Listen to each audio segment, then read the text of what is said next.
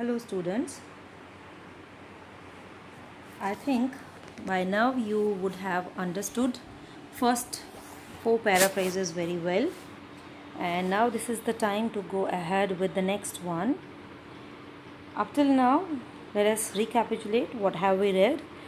We read that Amanda is a little school going girl, very normal like every other child is, and quite normally she is also given a big list of do's and don'ts by her parents, and she is nagged a lot. She is being scolded a lot by her mother constantly for putting her things in their place, for cleaning her shoes, for doing her homework, for not biting. She asks her not to bite the nails, etc., etc.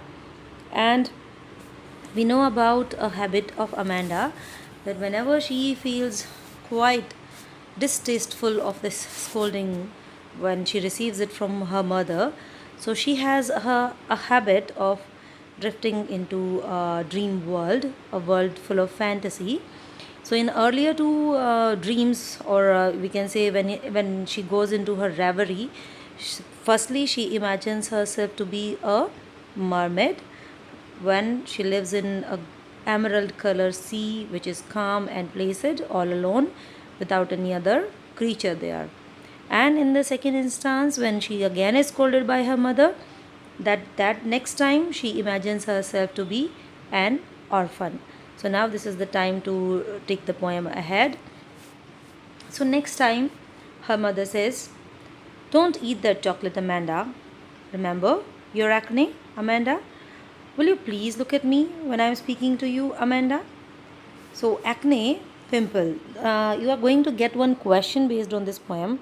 How old do you think Amanda was, or what was her age? So, we have a clue here.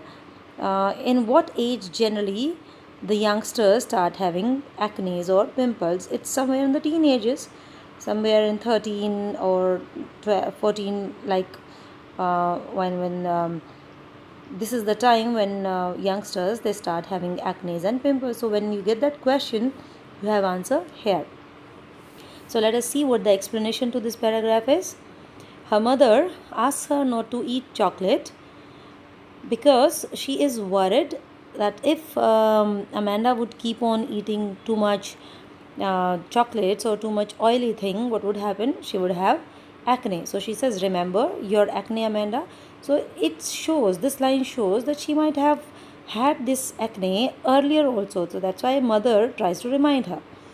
Now, when mother is saying something to Amanda and Amanda does not want to listen to it, and generally also just consider the situation when parents are saying so much to you, and sometimes you don't want to, neither you don't want to be disobedient nor you have an answer. So what happens? You just escape their eye contact.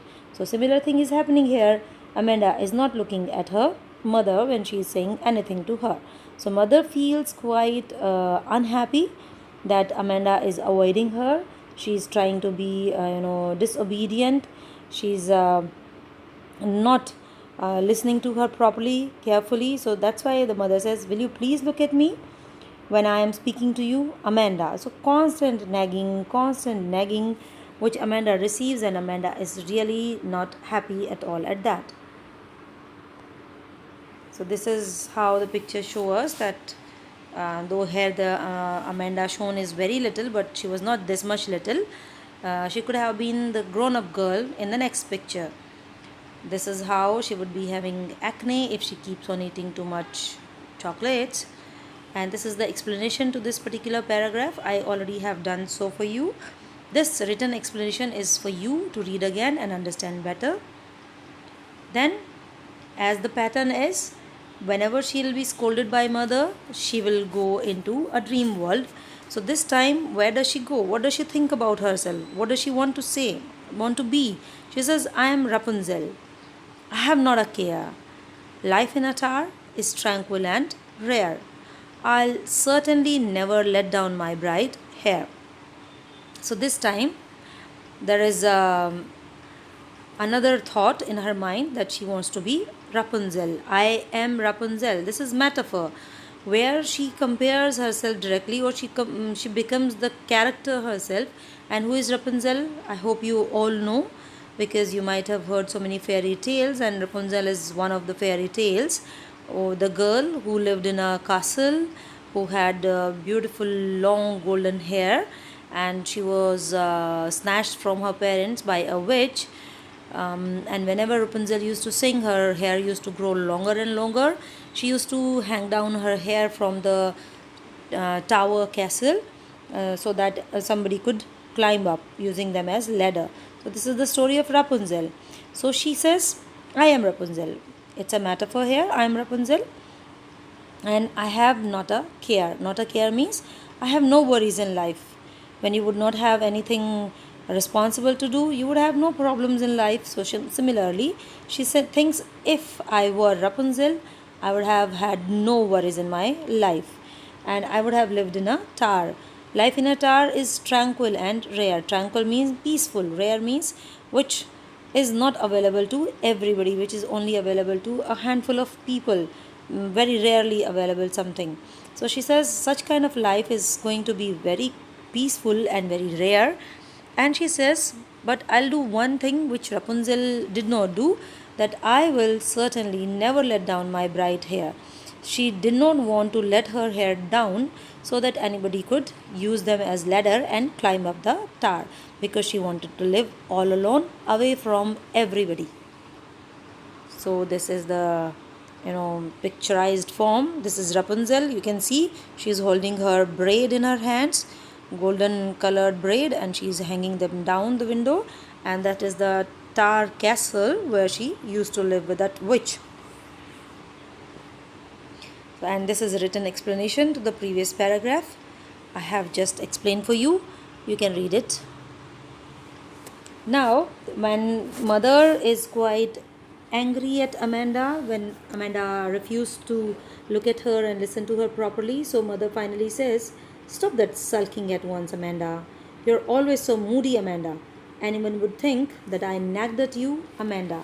Now the mother wants Amanda like this. She's holding and she's asking her not to be sulking. Sulking means when somebody is upset and neither somebody can say anything and nor want to listen to anything. So that kind of emotion, that kind of moment, you can say, is sulking. So mother asks Amanda, she rebukes her, and she doesn't want people to think that she has rebuked her.